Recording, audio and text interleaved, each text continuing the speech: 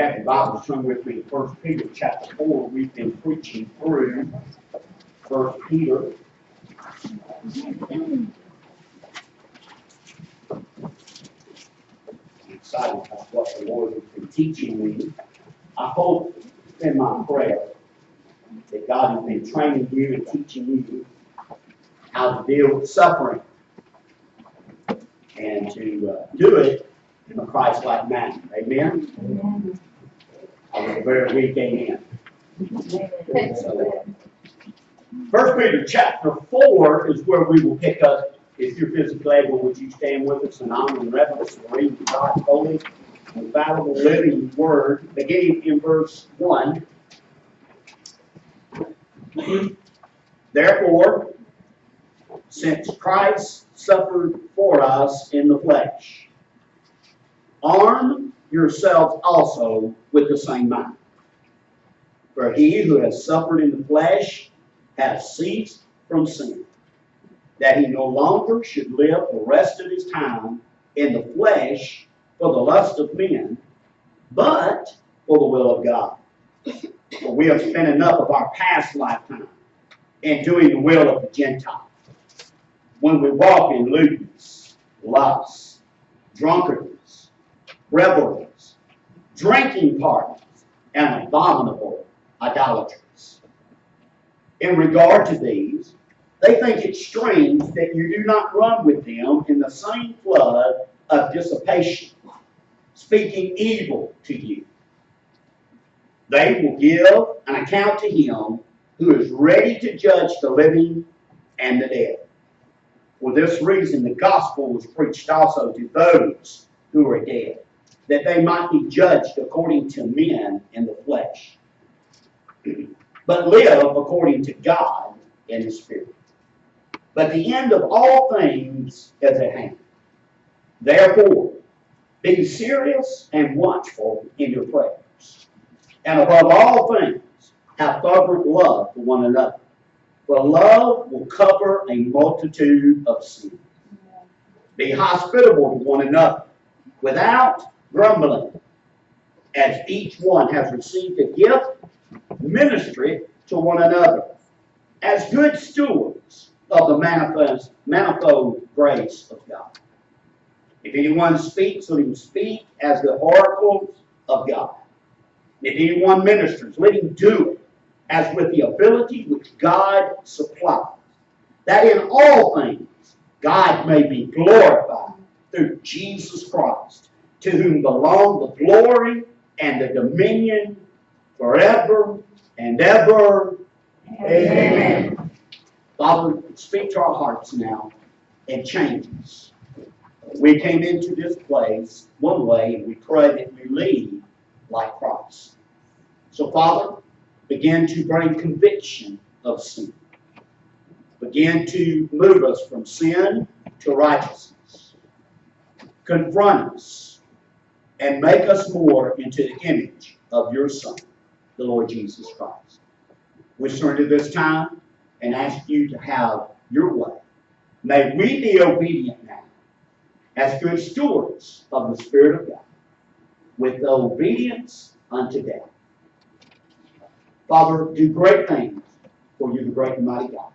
We love you and ask this in Jesus' name. Amen. Amen.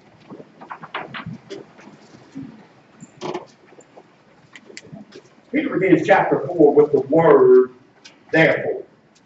And so for us to keep it in context, we need to look back and understand what is said in the final verses of chapter 3. We learned in the conclusion of chapter 3 last week, we learned that Jesus identifies with suffering. We learned that Jesus died. His suffering was due to our sins. We learned that Jesus did not deserve to die. He was innocent. He should not have died because of our sins. He was innocent. We learned that his suffering brings us to God. The reason he died on the cross was to redeem us to man, redeem man back to God. We learned that last week. And then lastly, we learned that Jesus' suffering was was to bring transformation into our lives. And so the Apostle Peter begins chapter 4 by saying, therefore, since you and I have learned these things, he begins verse 1 by saying, since Christ suffered for us in the flesh. You know what Jesus has done for you. You understand he took your place. He bore your shames. He was innocent. We were guilty. And that's what brought us to God and has changed our life. If you know that personally, let me hear you say amen. Amen. So now, since you know that, Peter says you have knowledge of what Christ has done for you. He is challenging us to respond and to take action. Man, I'm tired of people saying Christianity is just living by grace. It is living by grace. Thank God for the grace of God every day.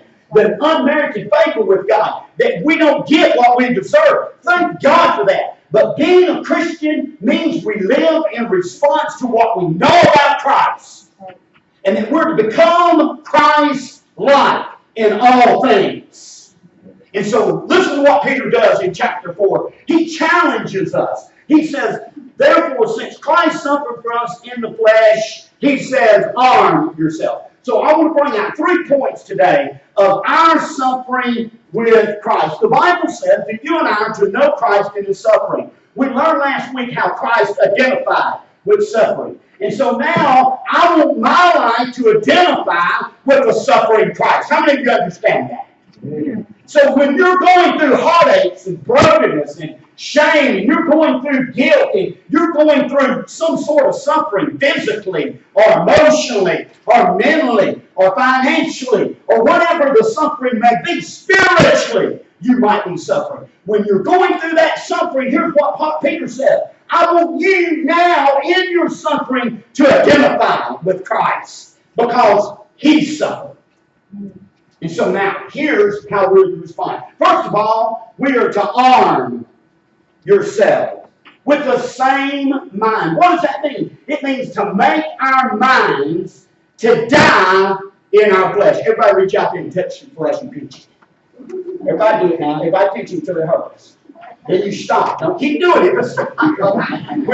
Is your flesh still alive? Yes. All right, anybody in here sin today? Raise your hand. I got mine up first thing. Okay, some of y'all, the Bible says if you have no sin, you're a liar and the truth ain't in you. That's in 1 John chapter 1, not Brother Sam. That's what the gospel says. And so all of us have sinned. Have you stopped all your sin? Then your flesh is alive. Look at your neighbor and say, my flesh is alive. Now some of you wives told your husband, your flesh is alive. That's not what I said. You're supposed to say, my flesh is alive. And so here's what Peter said. Peter says we need to arm ourselves. The word arm means to equip with weapons. Arm oneself. The Bible says that you and I have an enemy. That enemy is our original origin. The Bible says we battle not against flesh and blood, principalities, but principalities, powers of the air, and the prince of this earth. Our battle is against our original origin, that old sinful man that's not completely dead yet. I've been saved 29 years this September, and I can tell you, God's still killing my flesh. He's still killing me. He is arming me. Here's what Peter said. Peter said, you're in a fight. Now, I don't know about you, but if I'm going to a fight and they're fighting with knives, I'm bringing a gun. I mean, y'all with me? If they're having a fist fight, I'm going to pick up a baseball bat. I'm going to arm myself with something that will bring me success in the battle. You know what we're doing? We're trying to fight the battle of our flesh, and look what Peter said. Peter says it begins in the mind. Oh, Lord. That means the way I think, my reason, my ability to obtain knowledge and understanding, and take that knowledge and understanding and turn it into wisdom of choices in life. He says we're to arm ourselves with the same mind of the suffering Christ. Listen to what he says. I read this, and I got this out of Barnes study notes, so I want to share it with you. He says that it's the will of God in verse number 2. He said it is the will of God that we arm our minds, equip our minds with the same mind of the suffering Christ. It was the will of God that Jesus go to Calvary so that you and I could be free of our sin. That our sin could be washed away. That we could have a new life. Let me tell you what it is, the will of God for your life. The will of God is that you change your life. That you allow Christ to change your life and put your flesh to death. That's right. I ain't giving you amens there. See, here's the mindset of the average Christian. Listen to me. Some of us are sitting here saying, you know, Brother Sam, I'll never have a time when I'm free of all sin. And so therefore, if I can't be free of all sin, then sin is still available to me. I'm telling you, I'm a pastor. We don't strive to go against sin. Our mind is, if it's everywhere, it's available, I'll never be free from all of it. Therefore, there's some sin that I will entertain and welcome into my life. There's some things in my flesh that I'll never give up to God. Y'all right? And while I'm sitting here preaching, God's already come to you and said He's talking about this sin. He's revealing it to you right now. Your bitterness or your anger, unforgiveness. Oh, your mind's getting covered up pretty good until you really get ticked off. Y'all right? Then it really comes out, doesn't it?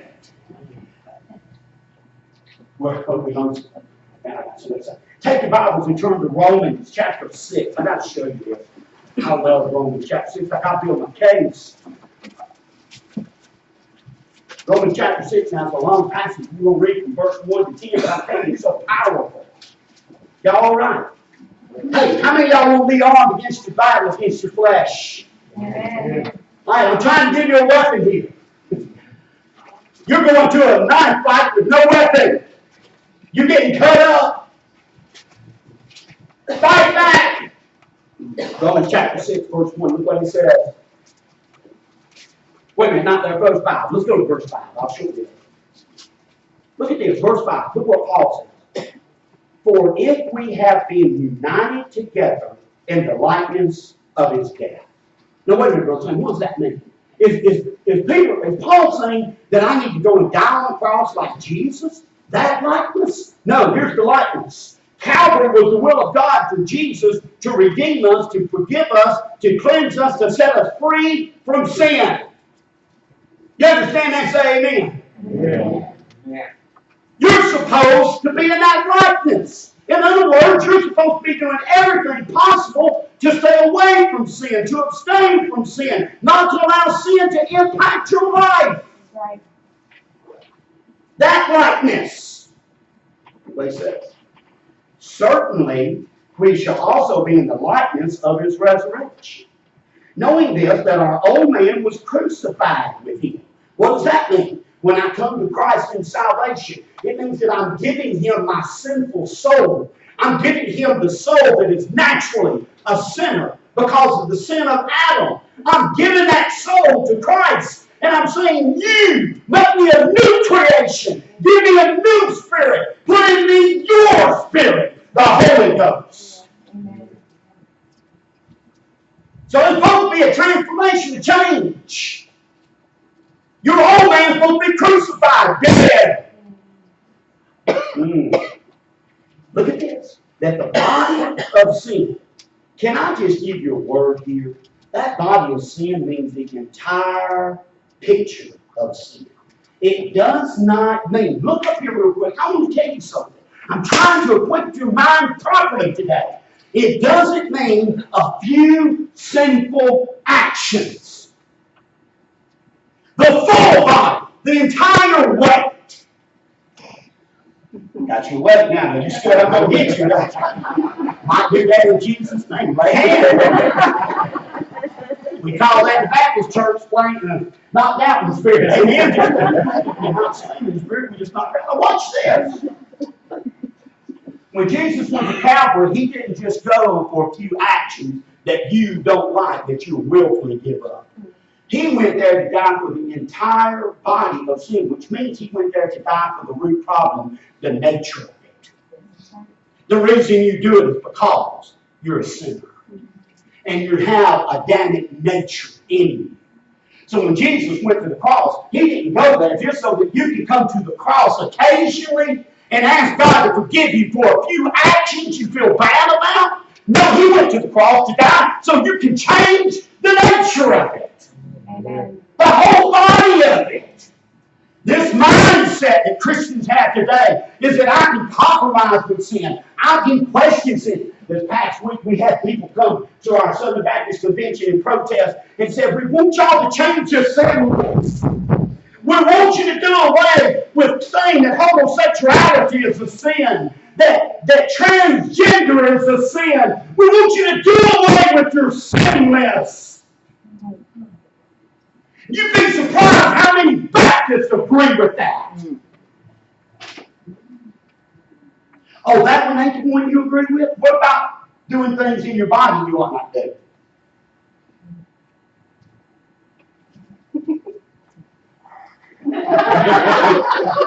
She's going to move next week back. Just let you know, I'll come back here. What about all those things you do with the body that you know you ought not be doing? What about that gluttony? Amen.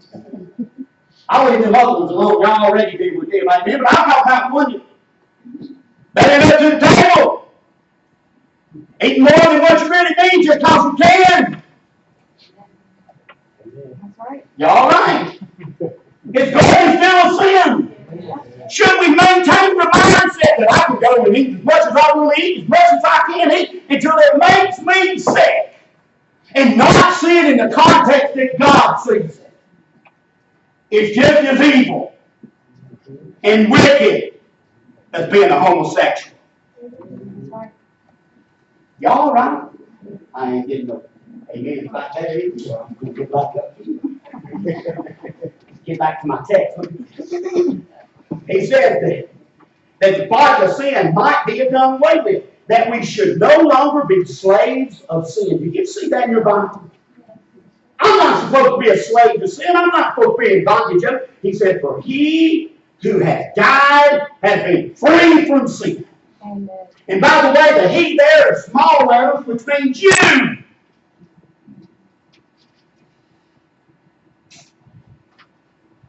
How many of y'all do this? Now, I'm going to take a poll. Now, this is a gospel poll. Y'all ready? This means you've got to be telling the truth.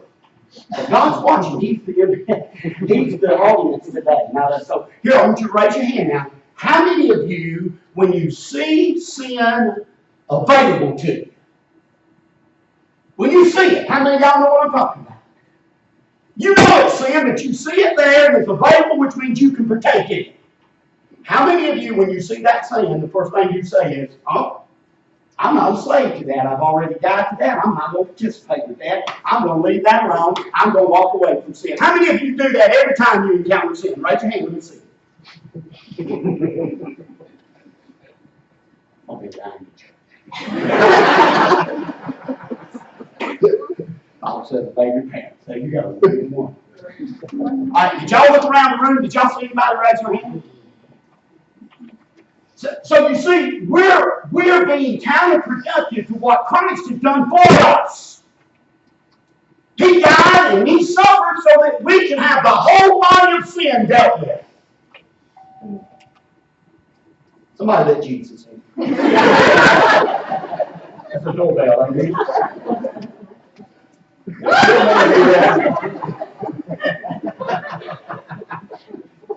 Jesus said, if you let me in, I'll break your chains of sin. I'll give the whole body of it. Now watch this. Man, I love this.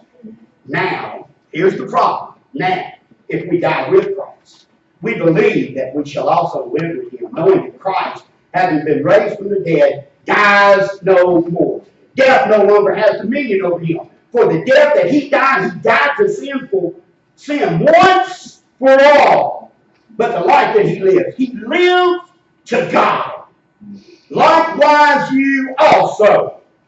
Reckon yourself to be dead indeed to sin, but alive to God in Christ Jesus, our Lord. Yeah.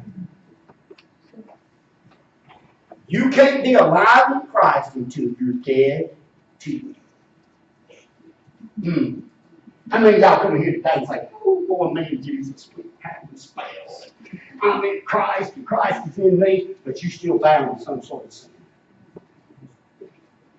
You're being deceived. Y'all all right? You're being deceived. Oh, you got spiritual goosebumps. Why don't you get spiritual freedom?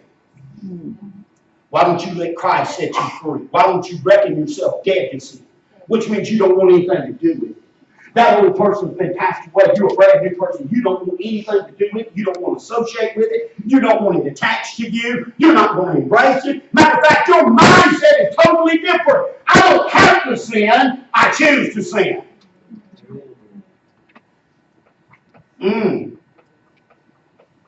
Boy, that changes Romans 6:23, doesn't it?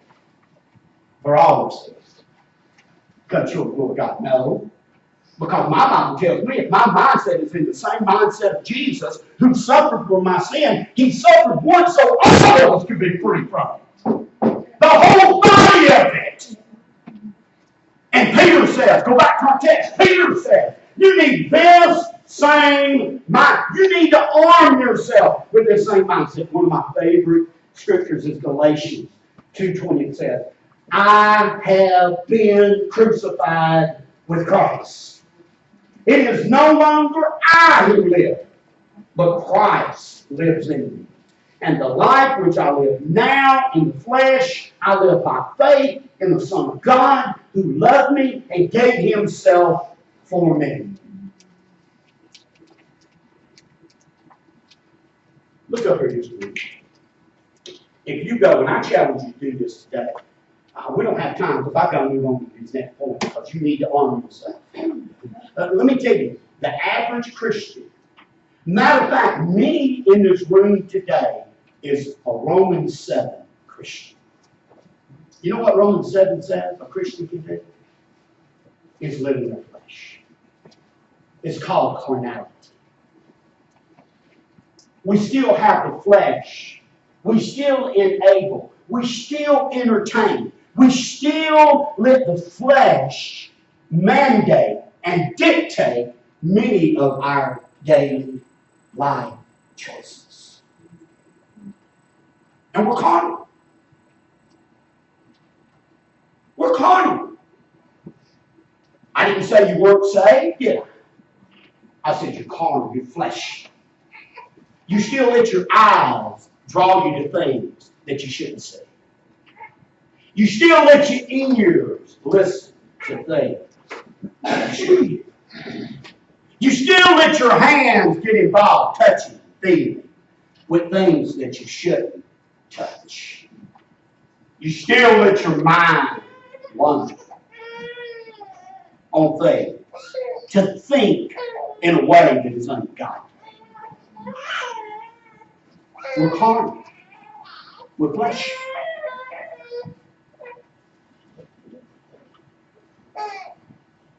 Today we need to have a Romans 12:2 moment where we ask God to refresh our minds,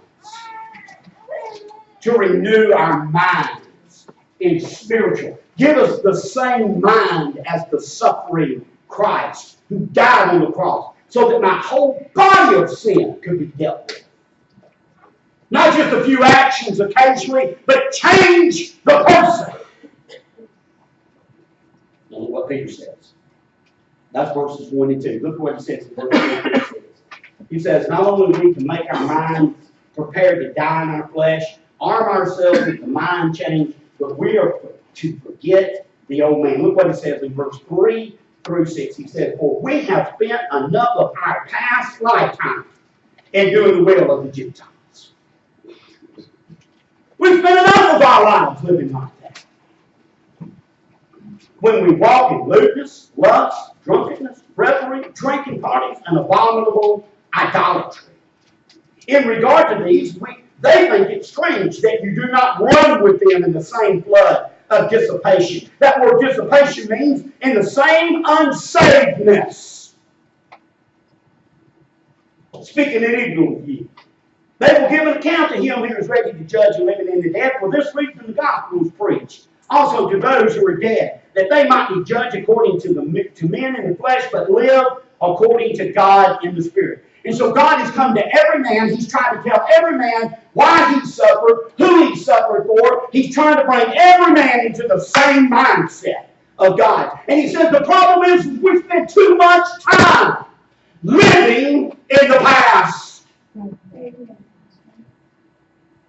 He lists 6 individual sins that indicate the life we live as Gentiles, as lost people.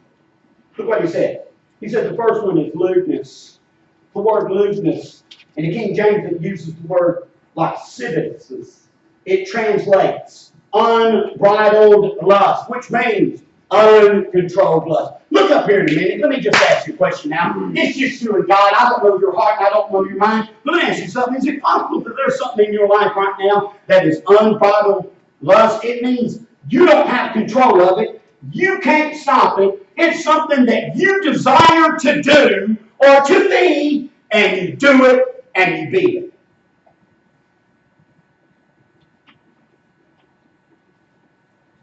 Well, Sam used to be an arrogant man.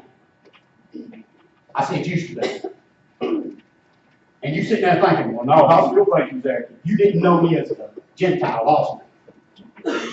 Or you know there's been a change. Y'all all right? I don't want anything to do. God's changed my nature. I don't think I'm anything.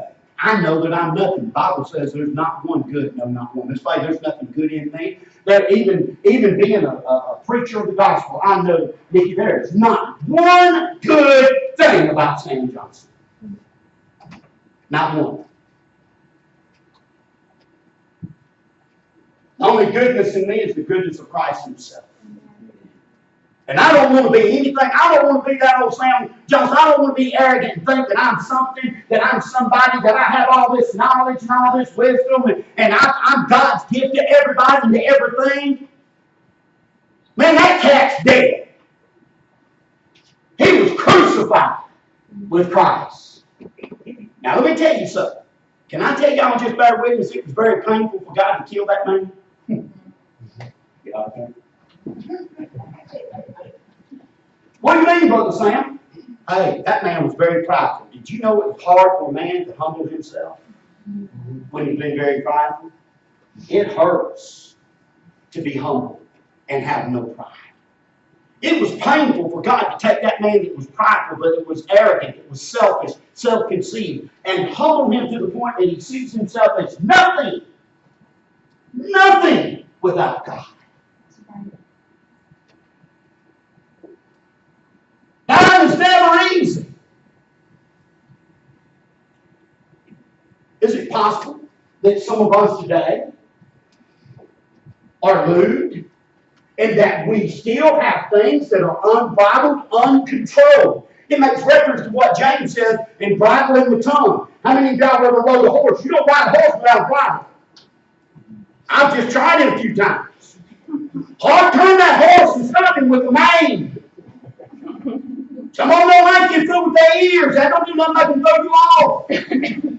Some I'll tell you what, when you put a bridle in there, I make him stop. I make him turn. I make him back up. He's under control. You get the picture? Lewdness is unbridled lust. A desire that for something that is out of God's control, out of your control. You think you can control it? How many of y'all ever said, if I stop overeating if I want to? Let me just find out what you like to eat. How many of y'all like crawfish? Y'all ain't gonna raise your hand. I know where I'm going now. And you do a crawfish boil, you don't do 2 pounds. Y'all right? It ain't worth pulling the pot out of it. I mean, y'all say some of y'all shake your head. Yeah, and I ain't talking. We're gonna do crawfish, we're gonna do it. Why? Unbridled lust.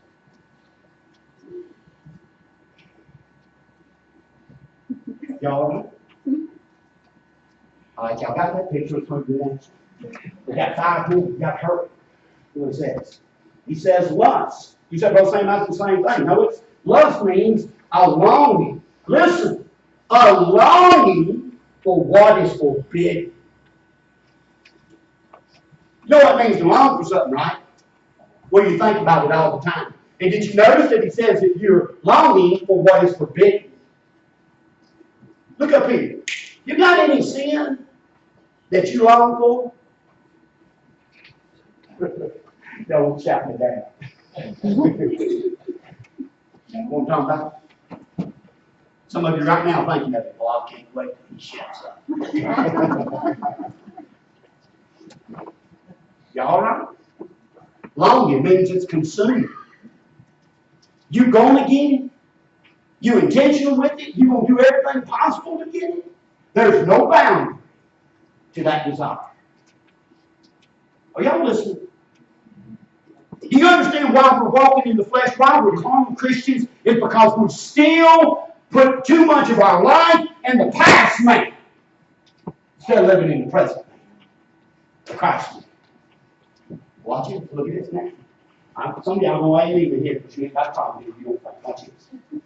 Number 3 is drunkenness, an overflow of wine excess. Woo! Brother Sam, I ain't no drunk. You was. Good thing you said I was. Amen. Drunkenness. Now listen to what it says. An overflow or excess of wine. Have you ever been drunk on anything other than wine? What about being drunk on power? Can a man be drunk on power and influence? Can a man or woman be drunk on money, wealth, consumed with it? And some of y'all sitting here going, I ain't got nothing about saying, but boy, that's all I'm thinking about. Excess. You're consumed. Infatuated is control of you. You pour too much wine, drink too much wine, wine's got you, you don't have it. Y'all right? Take it from an old boy that knows. Couldn't just drink one sip of Jack Daniels. Had to keep drinking. Keep drinking. I didn't have Jack Daniels had me. Y'all right. When'd you get free of it? When I got rid of the excess of it, the exposure, the event of it. I get away with the body of it. Y'all right? I heard a guy up there on the talk show say, once an addict, always an addict. You can't stop being an addict. That's a lie from the pit of hell. Amen. God redeems, He set free, He pays addicts sin debt, and He changes the body of the addict. That's like saying once a jailbird, always a jailbird. No, if that was so, Paul, jailbird. Y'all all right? It's nonsense. Look, go. You may not have got your jail. What about this? Reveries. That's carousing. Letting loose. Sometimes Brother Sam was in his truck driving. It's just me. Y'all right? I'm like, leave you. Watch it for me. Sometimes I'm sitting in my truck and I'm getting behind people in traffic and everything. And in my mind, you know what I'm saying, man? Man, I'd like to just let loose on me. I mean, y'all know what I'm talking about. I mean, son, I'd just like to unload. I'd like to pull them over and say, where did you get your license? A serious, robust catalog? I mean, did you not learn the left lane is not for slow people? The right lane is for slow people. Get in the right lane! But I'm going to turn 5 miles up the road. You got plenty of time to get over. Y'all understand what I'm talking about? Just want to let go. Did you know a Christian sometimes, if their mind is wrong, they don't have the same, if they're armed, if they're not armed with the right mindset, do you know what a Christian can do? Sometimes a Christian say, you know, it's been a while since I've been really in big sin. I think tonight I'll just let loose. Y'all right? Y'all looking at me super righteous this morning. I'll say I'm with. Oh, really? Then why do I have to do so much counseling? I think my prayer time is so long. Y'all all right? Just want to let loose, Brother Sam. You know, I'm not going to go do any bits. I'll just watch this movie. I'll go and pay for this movie and go watch this movie in the seclusion of darkness. Nobody will know. I just need to let go. I need to be entertained.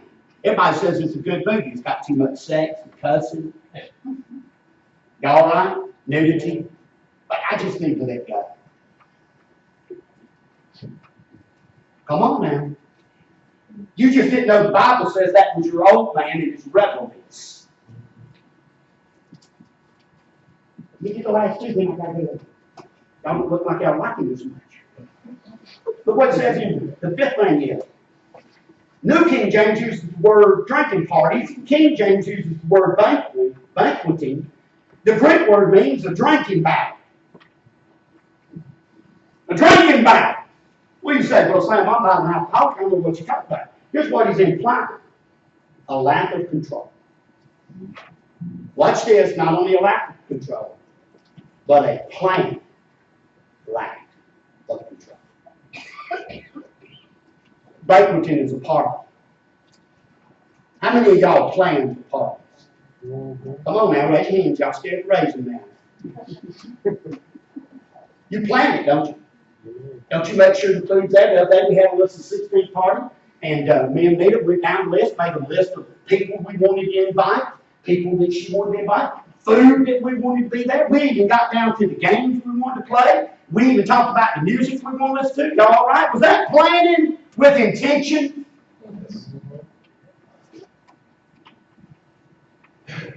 Planning with intentions. When you and I walk in our flesh, that's what we're planning.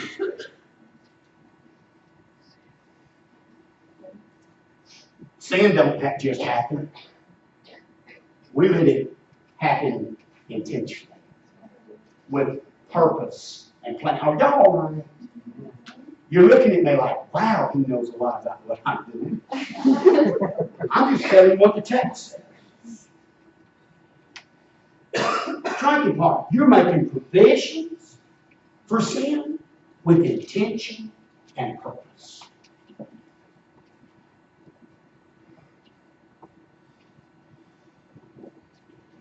Now look at the last one. Abominable idolatry. The word abominable means contrary to law, and you know what idolatry means? It means image worship.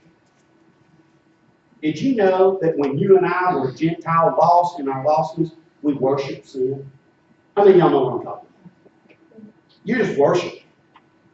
I mean, now look up here, Bill Saint's going to say something. I want you to hear me. I love you. I want you to arm yourself. You ready? Arm yourself. Do you know that there's some sitting in this room right now, and you know who you are. God knows who you are. You say you're being judgmental. No, I'm trying to be tough. I'm trying to arm you today. If there's a sin in your life that you still worship, it steals from God and has a place of honor, a place of satisfaction, and a place of love that is taking the place of God. Abominable idolatry. There should be no room in your life or my life or anything that can take the place of God.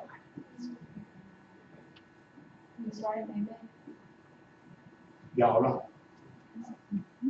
When you go back and become a carnal person and you're living as a carnal Christian, let me tell you what there is. There's probably an abominable idolatry in your life. It could be the abominable idolatry of pleasure, entertainment.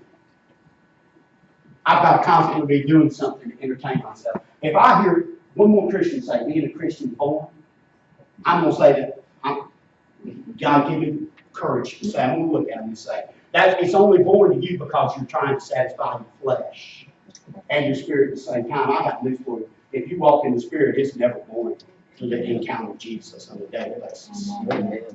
I mean, just I've found no boredom in that whatsoever. I don't have time to be bored. Now watch this. Peter said, we have lived long enough with that mindset. the mindset of a Gentile. Now look what it says. It's going to be a change in the text. Look what it says. Beginning in verse number 7, he's going to tell us the last thing. Is that we need to take our last days seriously. Look up here. Does anybody know how much more time you have left on this earth? Doesn't the Bible say today is the day of salvation? Doesn't the Bible say live one day at a time? Don't live for tomorrow because you don't even know you're going to have tomorrow. Are we supposed to live today for today? Yeah. We need to take what Peter just said seriously, because the rapture could happen in the next few minutes. Death could be right around the corner for some of us. What it says in verse 7. But the end of all things is at hand. In other words, it's time you take serious what you just learned today. You need to grab a hold of this. You need to arm your life with these great truths. Therefore, be serious and watchful in your prayers. Notice with me now, I'm going to share with you 6 things. I promise I'll do it real quick. You got to listen quick. I'm going to talk quick and you get quick. Amen? Notice that he tells us 6 things that we did as Gentiles, as lost people, and that we do in our flesh. Now he's going to end this little section by saying, if you walk in the Spirit and you walk your life with the same mind of the crucified Christ, the Christ that suffered for your sin, there's direct opposite reaction and response in your life. So if you're sitting here today and say, well, son, I don't know what I am. Am I carnal? Am I lost? Am I walking in the Spirit? Am I identifying with the suffering Christ? Which one am I? I'm going to give you the answer. You ready? Here it is. He said, first of all, we need to be watchful, which means careful, and attentive in your prayers. 1 Thessalonians 5:17 says, pray without ceasing. Now look up here a minute. Let me tell you, if you are walking in the Spirit with Christ and you have the right mindset, you've armed your life with the mindset of Christ. Let me tell you what is very important to our Lord and Savior, prayer. Prayer. It is constant communion, constant relationship, constant communication with God. That's what it is. I tell you, instead of watching Fox and complaining about all the Democrats and Republicans and complaining about the Muslims and complaining about this and that, giving your 2 cents worth, if you spend that time on your knees begging a God to send down His Spirit to awake and equip man with salvation, the world would change. Amen.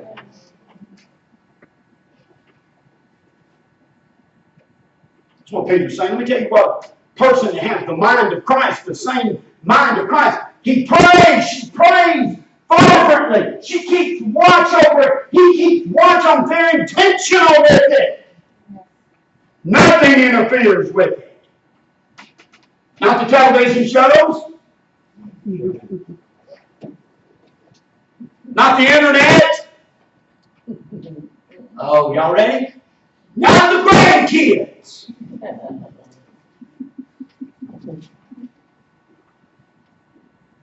It is the priority of your life. It is the constant communication, the continual relationship with God. I had a guy at the home grace the other day ask me about that 1 Thessalonians 8. He said, how can I pray without ceasing? I said, man, that means you pray about everything and in everything and every opportunity you have, you pray. Amen. Y'all know? I believe God said His house should be a house of what? Did He say a place of worship? Did He say a place of service? He said it should be a house of prayer. I got to move quickly with what it says. He says, but in the end all things at hand, therefore be serious and watchful in your prayers, and above all things have fervent love for one another. For love will cover a multitude of sins. And so not only we be watchful and careful in our prayers, we're to have consuming. The word fervent means consuming love for one another. The Bible says you can know that you're God's people by the love you have for one another. Y'all right? This love is the love of God, agape love. It is the love to be around God, to be in God's love, to share God's love, to be with people that love like God loves. Well, we got a great crowd today. I must confess my sin. You ready for that? I'm going to confess. I was back and back praying for the staff. I said, boy, God, you can tell some of it. Brother Gary said, yeah, Gene. Putting you in there with me. You're an associate, so you go. So watch this. I had a negative attitude, a sinful attitude, saying, God, there ain't many people here today. Y'all know? Had to confess that up there before I got up to preach. I said, what was wrong with me? Doubting you. And you know what I'm saying? Yeah, here's what I'm saying, Susan. I didn't say it like this, but I should say it like this, Kathy, so you can understand it. God, your people really don't love you today. They didn't come. Because they love you, they do here, so they love on me. And I can love on me.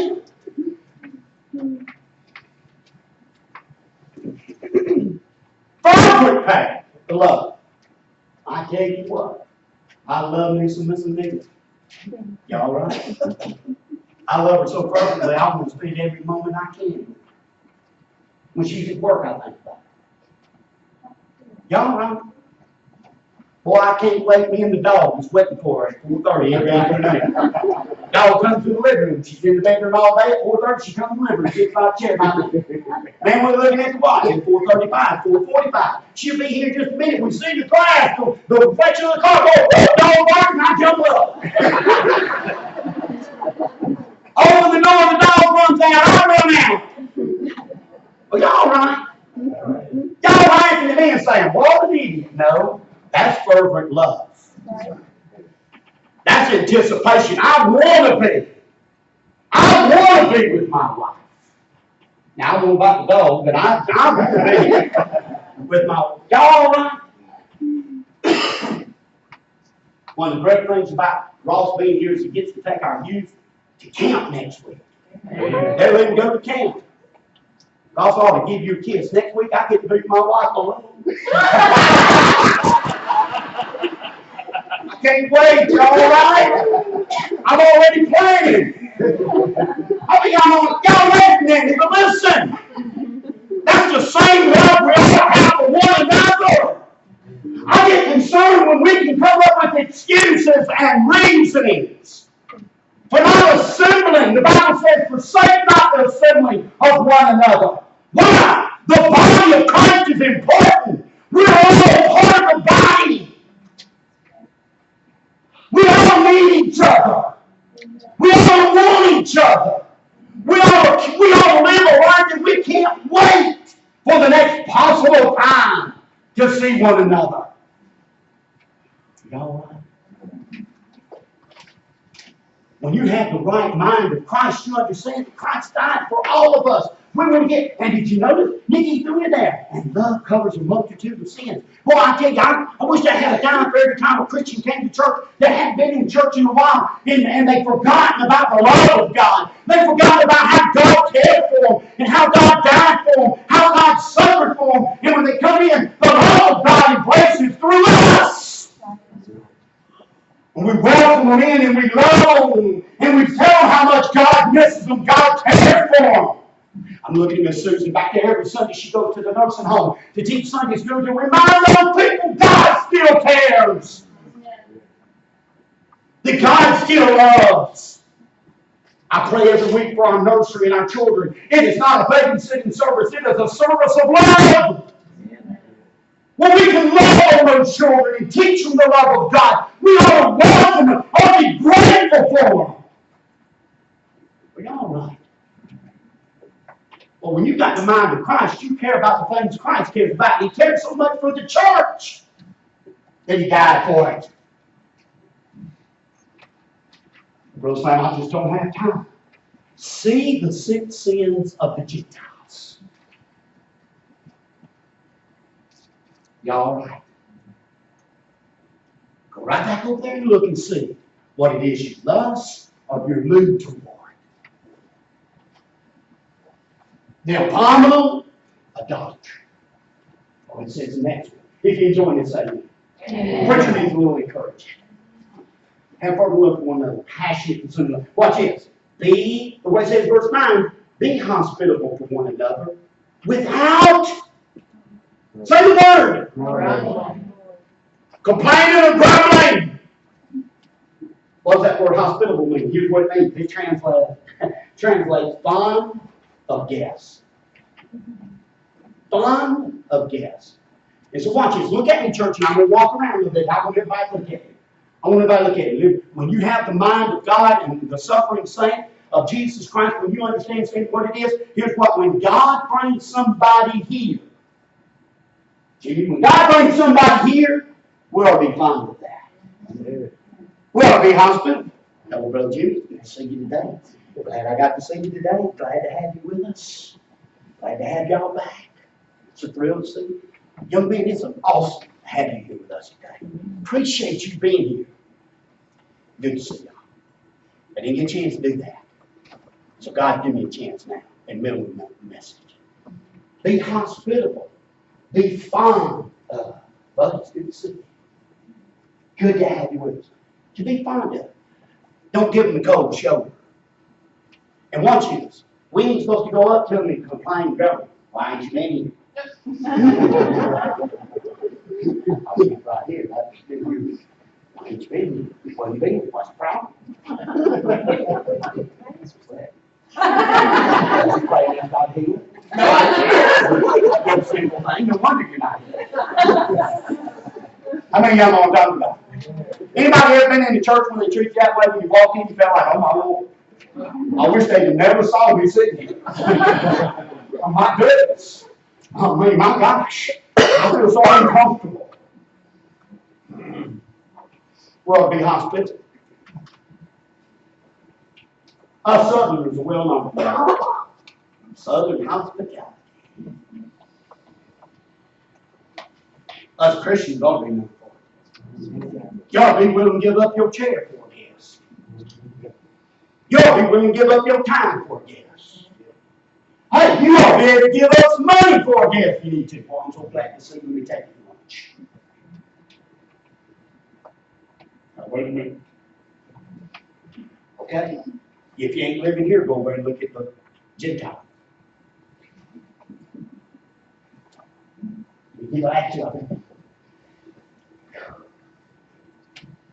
I like this. Look what it says in verse 10. As each one has received a gift, ministry to one another. Did you know that we're supposed to share our gifts with one another? So if the Spirit has enabled you to be a teacher, everybody look up this way. I'm going to say something. Churches beg and borrow and steal to get teachers. Y'all all right? And if God's gifted you with the ability to teach, and He's granted you that spiritual gift, He expects for you to use it to minister to other people. Can I have an amen from the Sunday? Amen. You say, well, I do it for a living. Well, guess what? The grace of God is giving you an opportunity to use it for the kingdom of God for free. Amen. Because He saved you. He paid for your sins. He suffered in your place.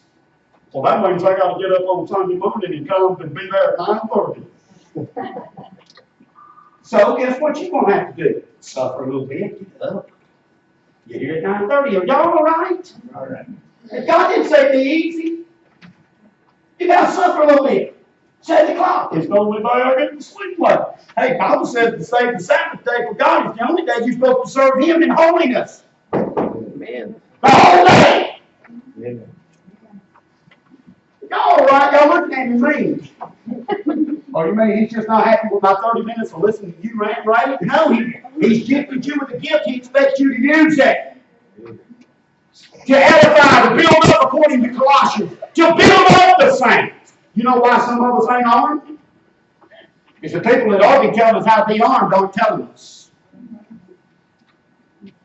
One of the reasons Lane sang this morning is Lane wants to sing for the Lord. No, we're going to let her sing. Amen? She ain't never going to sing for the Lord if we don't let her sing. You got to use your gift. You say, well, hasn't got to be good? Hey, the Bible says It is with the heart that pleases God. He's the one that needs to be pleased. Whether I like to hear it or not is irrelevant. It is of no consequence whether it's entertaining to me or pleasing to me. It is God who searches the heart. It is God that gives the gift. And if you're using the gift for the glory of God, then God is glorified. Amen. God. I love old Bobby. He ain't here today, but I tell you, Bobby's got a gift of mechanic. I mean, y'all know what I'm talking about. Go ahead and say amen.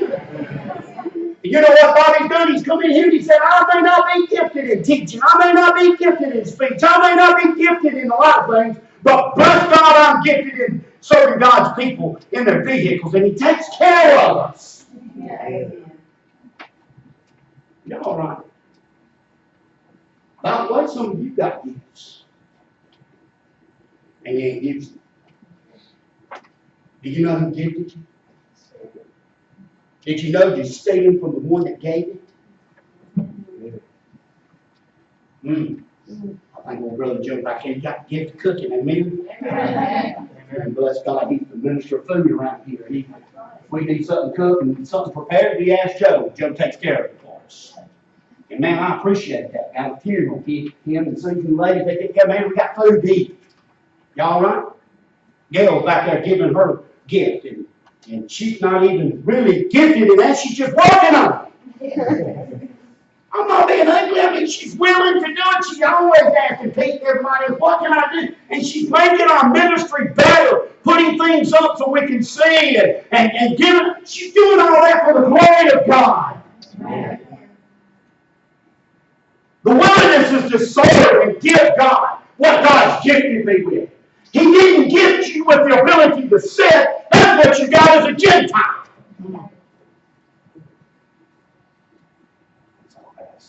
Watch this. I got two more. Give me a few minutes. Can you give me a few minutes? We ain't got church tonight, so you give me 2 minutes. Watch it. Share your gift. And then look at this. He says, if anyone speaks, let him speak as the oracles of God. Hey, did you know we're supposed to be speaking God's word to one another? Hey, has anybody got a word from God last week that God showed you something in the Scripture? And then He brings you to church today and you just can't help yourself. You got to get it out.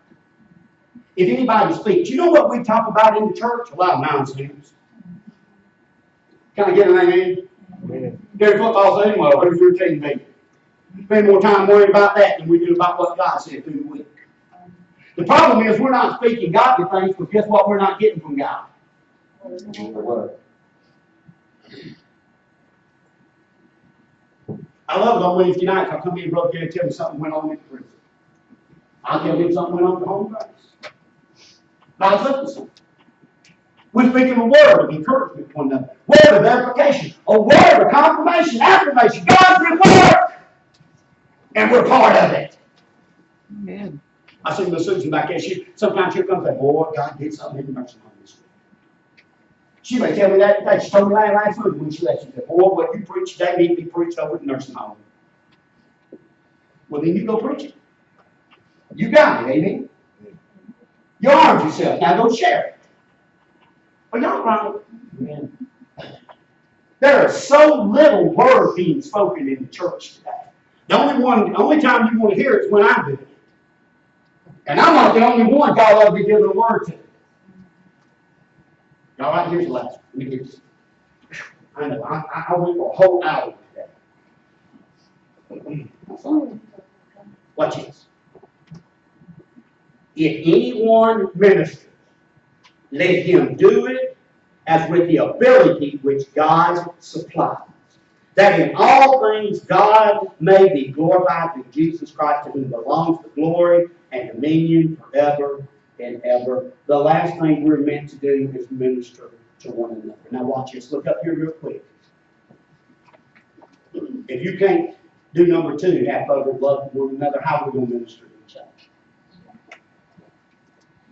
How am I going to be able to minister to you if I don't love you and have a fervent love for you, that when you come in, you say, well, Sam, let me tell you what happened this week. I already know, or I'm already prepared, or God's already given me a word because I'm interested in you, I'm involved in you, your life's going on. I want to be able to minister to you every time I meet you and every time I see you. Did you know that a minister's job is not just to a pastor? In this text it says, to all. Everybody in this room is a minister of the Lord Jesus Christ. And everybody in this room has something that they can contribute to minister to the needs, the wants of others. And let me tell you, when you've armed yourself with the mindset of God, this is the way you live your life every day. Not just on Sundays. Every day. Every day. Every day. Now I want to ask you a question. You say, well, Sam, why do you do this? Can I take you to Jesus when he preached? Every time Jesus preached, Jesus gave an invitation. You know what we've stopped doing in churches? Giving an invitation. Not in this one, but in a lot of churches. Why do you give an invitation? Jesus always did. Jesus, when he preaches something in the mouth, says, here's what you're supposed to do now. Here's your opportunity to do it. Respond to what you hear. Lead today changed it because you encountered Christ. So what you do? Some of you are enduring suffering and pain right now as a result of your choices and decisions in your flesh. And you're complaining, you're whining, you're grumbling, you're discouraged, you're disappointed, you're hurt, you're ready to give in, you're ready to give up on God. That's because you're spending too much time living as a Gentile when you're supposed to be living over here in Christ. I can't change what you did last week. All I can do is tell you God's ready and prepared to change you today. You spent enough time last week doing whatever you did last week. Here's a brand new day, a brand new opportunity for you to start fresh and new and say, God, I've lived too much as a man of Gentile. I've lived too much as an old sinful man of the past. I don't want to live in that way anymore. I don't want to be carnal. I don't want to be fleshly. I want to arm myself with the same mindset of my Jesus, who died to set me free, who don't want me to be in bondage of sin, that wants me to pray, that wants me to love, that wants me to share my gift, to minister, to speak the oracles of God. I want to be that type of person. And I can't do anything about last week. That's all water under the bridge. But bless God, today for my life, I can make a decision that I'm no longer, I'm tired of living that way. I want to get over here on this side. How do you do that, Brother Sam? You just come up here and bow down before God and say, God, I'm guilty. I've lived too much like a Gentile. I've lived too much as an old man.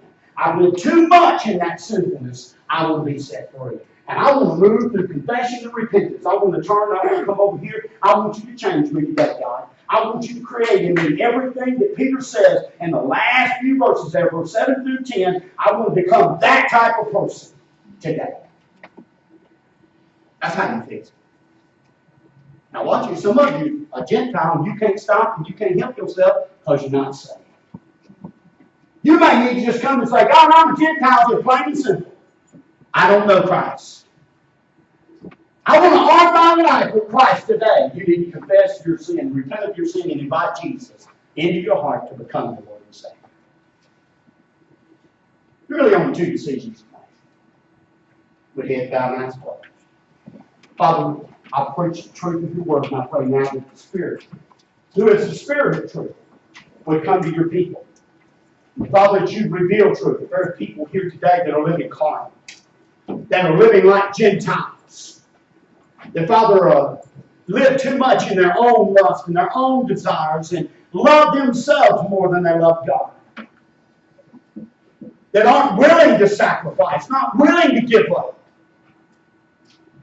They've not been armed with the truth of your word, the truth of the Spirit.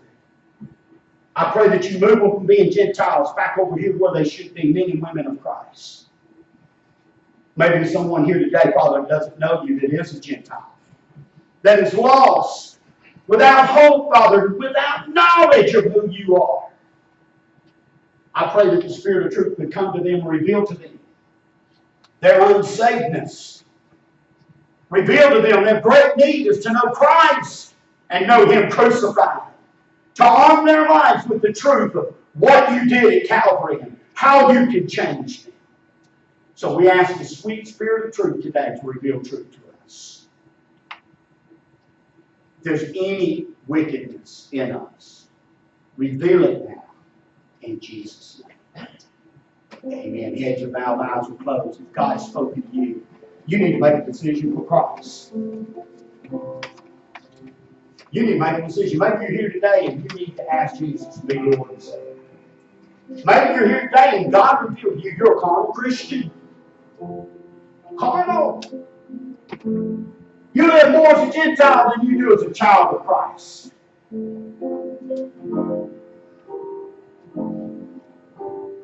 Come today in obedience. Confess that to Christ that you're carnal. Move your life to spirituality in Christ. You may be here today and say, well, Sam, I'm a Gentile. I can't help it. Man, I do all those things you talk about. I lust after I'm bound to sin. I am in sin. I love sin, Brother Sam. I just am a sinner.